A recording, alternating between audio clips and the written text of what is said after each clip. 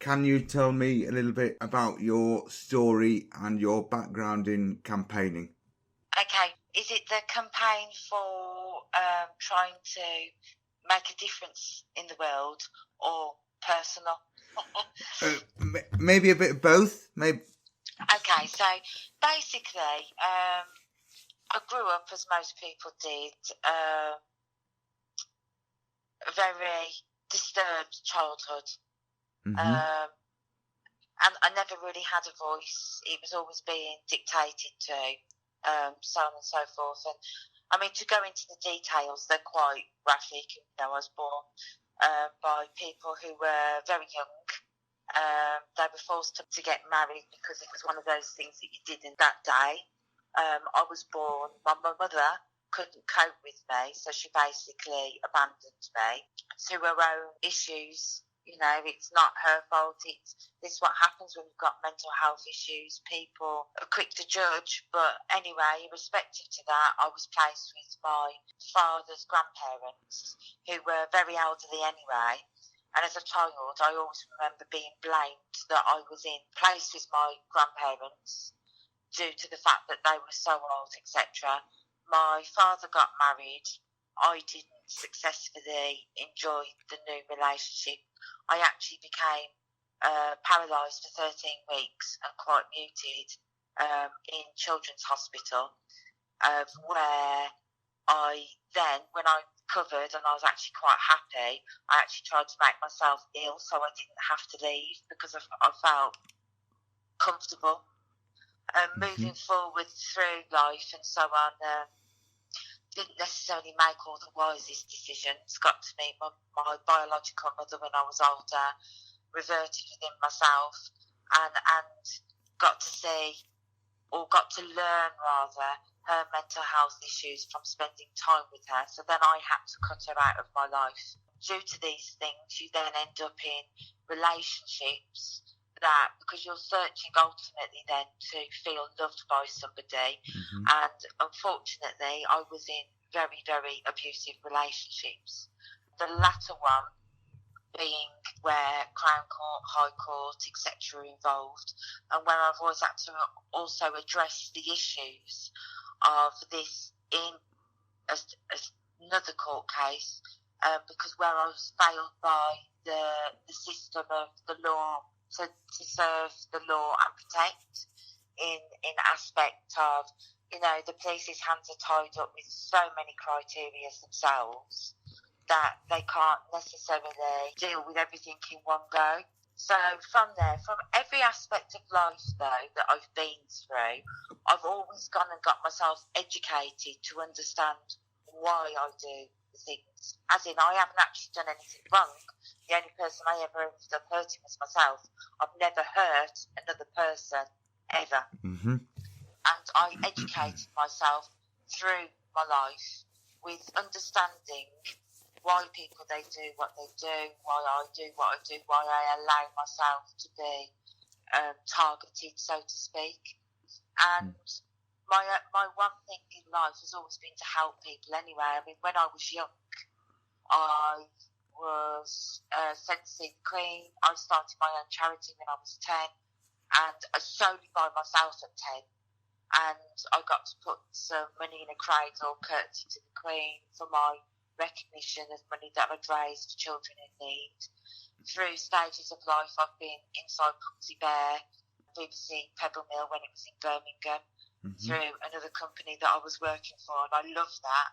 I've done emergency care where children were placed in my care on an emergency basis until things were sorted out. And I've always tried to help people in life generally. It's my passion. So obviously with all these things combined and educating myself in understanding how the brain works, how the body works, the psychology, the psychotherapy, everything about it, I now run my own business and also trying to make a difference through the correct channels of making differences in the world to help others in the systems, because the systems are overloaded. So through all of the things that I've gone through, basically because I couldn't speak up and say what I was going through, I have many autoimmune diseases, which are from stress, which is the one that leads me to now, where I've got parathyroid disease, the tumour from the parathyroid, kidney stones, osteoporosis, every label that you could put on from an autoimmune disease, I've got. Yeah. But I don't let it define me. No. So tomorrow, I'm going in to have the operation because it's got to critical now, whereas I've got to have this operation to remove the parathyroid and the adenoma, which I could lose my actual voice, and now I'm ready to talk. It's quite ironic, isn't it? So it's kind of like, and the lady that got in contact with you, because obviously I do therapies that help our nurses, the normal person that's just struggling, social services. Even I have clients within the police force that, I'm completely under data protection, so I cannot say anything. If the person chooses to, it's their discretion.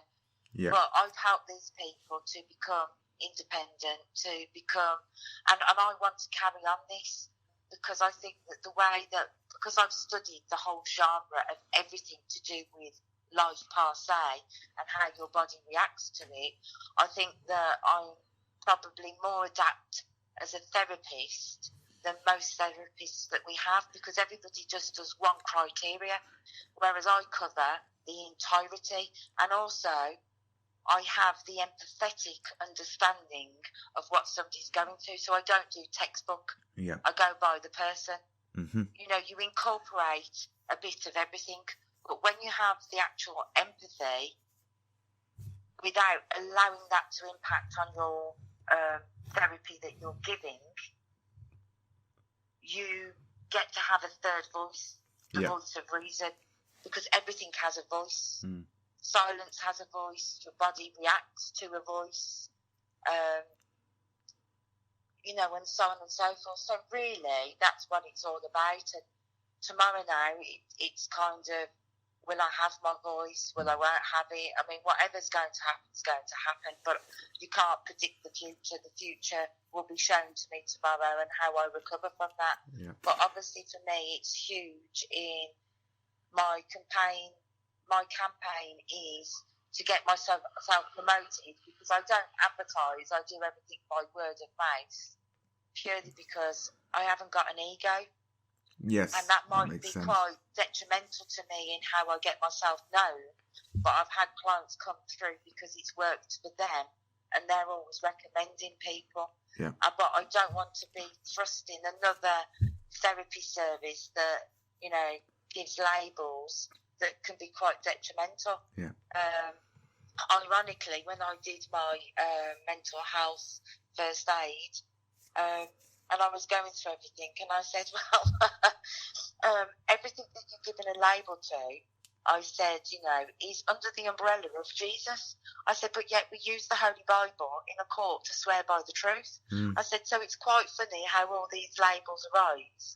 And I believe in all religions. I believe that what you truly believe for you, that makes you feel like, that helps you, that makes you give a purpose, that makes you do well in life, whether it's with religion or without religion, I respect that. And I think that's, we've stopped respecting, people do respect, don't get that wrong. It's just like, you've got a high criteria of celebrities that are feeling these things, and also, talking about things for people to be aware of. Yeah. But, there aren't anybody actually doing anything about it. I mean, everybody's saying now it's time to talk. Well, yes, it is. But you also need to have the balance of, you need to have the equivalent in ears. Yeah. And then there's lifestyle. If everybody was to suddenly break all their legs and go to a hospital, and the hospital themselves, the surgeons or the nurses or the doctor, their legs were broken, you can't help people. And there's one side to everything and one side to another. There's always two sides to everything. Yeah. But what about the balance, the third criteria to help? Yeah. Because emphasising somebody that they've got an issue which most people have in some form or another, because it's adrenaline. If you don't have a certain fight-flight in your body, you're not living, because it's your fight-flight that pushes you to survive. It's the survival mechanism.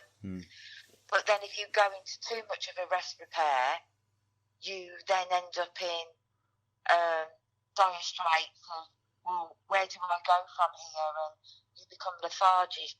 Like the heartbeat, it goes up and down and a balance. And we need to have the consistency of the three to survive. Yeah.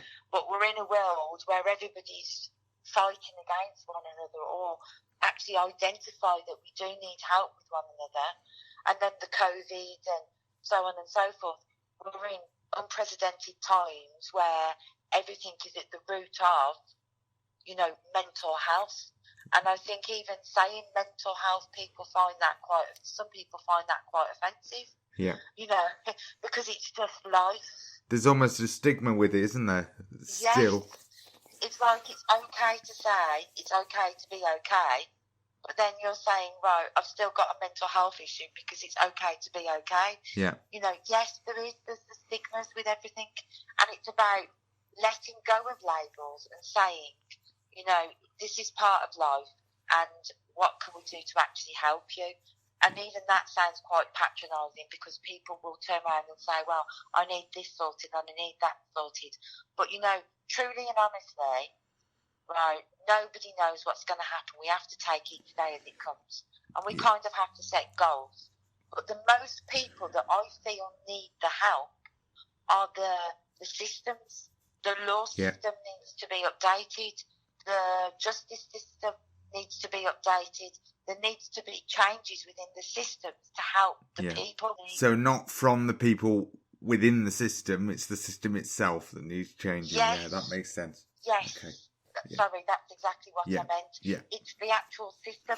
And ironically, I know how to change these systems, but I've got a long way as one person without my voice being heard in how to do this. And that's because I don't have degrees. Everything I do is from a passion and learning and understanding and stepping out of my own box to see what's going on. But it's very hard when you've got everybody having a reason to fight with one another over something. The next question I had was ahead of tomorrow, really. What would you say, I don't know whether I phrased this question quite right, but what would you say is one of your biggest fears about possibly losing your voice? I know you said that it might not happen, but if that does happen, what's the biggest fear is who's going to hear me then? Yeah. Because, the only difference is yes, I could learn to sign, and I can write, but I don't like writing that long, because I have so many things running through my head that I know that's right. Where do you start? It's very hard.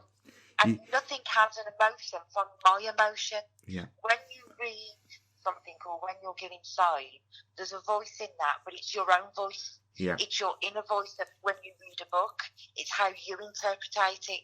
Yeah. When you're doing sign, it's still how somebody else interprets it. There's no emotion to it. Your voice, your actual voice, is the only thing that can show the true compassion, emotion, intelligence, and, where you want to go from here. Yeah. It's because of how everybody's got, with everything else, you've got a left arm and a right arm. You've got your outer voice and your inner voice. Yeah. But it's that third voice.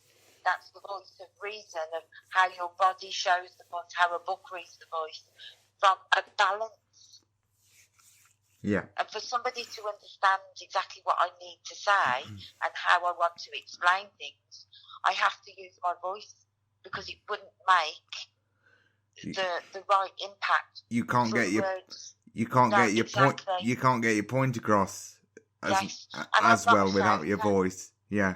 And I don't believe in marches and things like that. I know that they can be effective, but you also got an against. And the last thing I want to do is push any buttons to upset anybody. Either or. I just want to do something that's meaningful and helpful to a world combined, not one pulling from the other, the rational. Yeah. So you've kind of already answered this one. So either way, really, what do you think the impact of the operation you're having tomorrow will be on your campaigning in the future?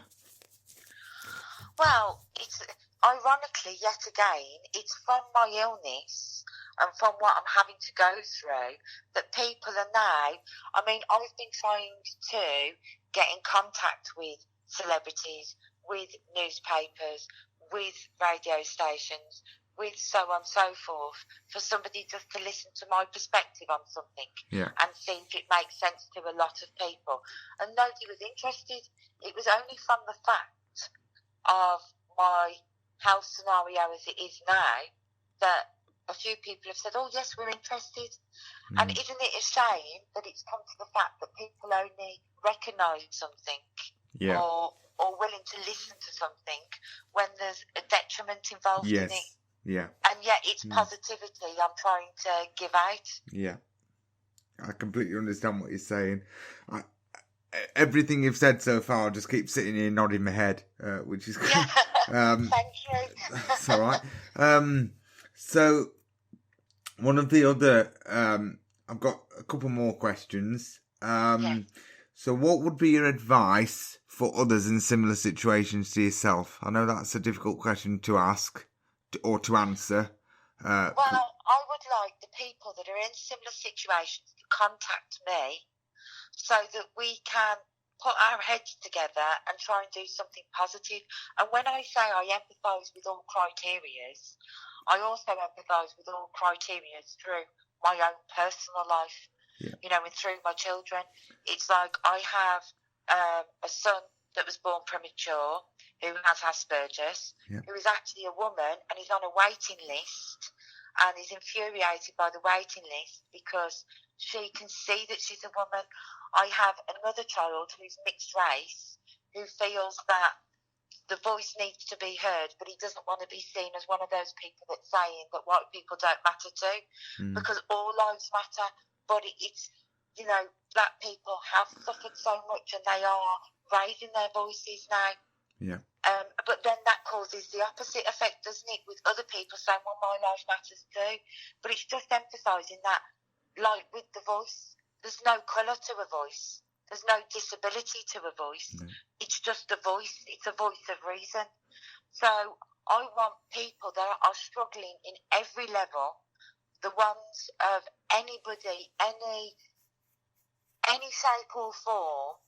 I want to be able to speak with people and come up with something that we can propose in a rational way, a realistic way of, well, where we can help everybody combined with helping the system to change for the better of the people that work within the systems and the people themselves. And also when people actually start thinking, I'd like to do something proactive that isn't going to cause offence, that'll actually lift people too. It'll lift their spirits of knowing that they want to make a change for themselves through the right methods. Yeah. I think for me, just talking briefly about me, I know this interview is about you, but just from my perspective, it almost seems like there's too much treading on eggshells around these things. Yes. I think people this need... is what I say, you can't have a joke without it, but you don't wish to offend somebody. But if we stop laughing, then, you know, it's a balance. And, you know, we've all got to be able to... Health and safety on mental mindfulness, shall we say, is also debilitating in its own right. And that's what causes the problem. You know, it's about, as I said, we've all got to help the systems to help ourselves. So this is another difficult question because this is a long time in the future. But where would you see, what would be the ideal scenario for you in 5 years' time? Okay, in 5 years' time, I know that's... I would like I know to that's think. such a cliche question, No, but it isn't, because I've got a vision, but I have to change my actions that will change the actions of other people. And within 5 years' time, my vision, or where I would like to be, is in a solid role, participating in with other like-minded people to actually make a change to the world as we know it today. Yeah. Alongside with other people that have that incentive too, and that can sit down and talk about it and actually build up something, in the right way. I've got the vision of what I can see, but I need the people to be able to say, right, this is practical. This is, the whole infrastructure of being able to change things that are actually really able to do to help one another. So what you're basically saying is that you can't do it all on your own. You need a No, group. I can't. I can only change my actions Yeah. in how I do things to help others, but I don't want to do it whereas it's going to be another, oh, here we go again. Yeah. There's another criteria. Yeah. I want to do it with peace, and I want to do it with the people that matter and the systems that matter, because everybody matters. Yeah. And you don't want to be another one of those people who jumps on the mental health bandwagon either. No. I know it isn't a bandwagon, because I've had some personal experience myself with mental health through a good friend of mine. And I know it's not a bandwagon, but that's what people might think, that it is a bandwagon, that it's just another person jumping on it. That's why I want to take away the stigma of mental health. Yeah. Because what people don't realise is our emotions, we're only emotional beings. Yeah. It doesn't matter how educated you are in the world. If you're suffering emotionally, it can stop you from doing or thinking in an educated way. You click into your emotions, and therefore it's like you then become ill, autoimmune diseases, which take up, hospitals are really actually only for accidents and emergencies. If you fall over and cut yourself, you need a hospital. Yeah. Everything else comes down, or the body is affected by your emotions. Yeah. And it's not mental health. It's because we have hearts and we care and love about one another. It's because we suffer when we're doing too much to help people and we become tired. So it's about everybody recognising what is their problem, what can they do to change it. And sometimes when you're speaking to the very people that you're emotionally attached to, it becomes another trauma. So if you speak to people that are impartial, and if you've got an idea, then let's bring it forward. Let's not make a big thing about it, but my number's there. Let's start, and the educated people that can see that they also need help, bring their things of what they feel, and let's try and all make a difference rather than all suffer. Yeah. But without it, yet again, being another, it's an equal thing. Yeah. Whoever wants to help. If you don't. If you need me for alternative reasons, then come to me. I'll help in any way that I'm able to. So it's a personal choice. It's down to the individual person rather than Yes. Yeah. And just one final question. Is there anything else you'd like to say, just in case you do lose your voice tomorrow? I know that's not. Okay. I know that's not the scenario you want, but just in case you do. Hypothetically, if I could. Yeah. Then I will then obviously push myself, because I think life is a beautiful thing. Yeah. The one thing is that people forget that we're born, and the only thing that's guaranteed from the minute you're born is that we will leave the earth plane. Yeah. Everybody's got their own. It's what you do in the middle that counts. Yeah. And I know that I would like to help my future generations as well as the existing generation of all age groups. And whatever it takes, whether I have to learn sign, going through my personal things in a slow mechanism, I just hope and pray that I get there and that other like-minded people to myself have got a voice, whereas they want to join another voice in trying to help, Yeah. themselves, help themselves so that they can help others. Yeah.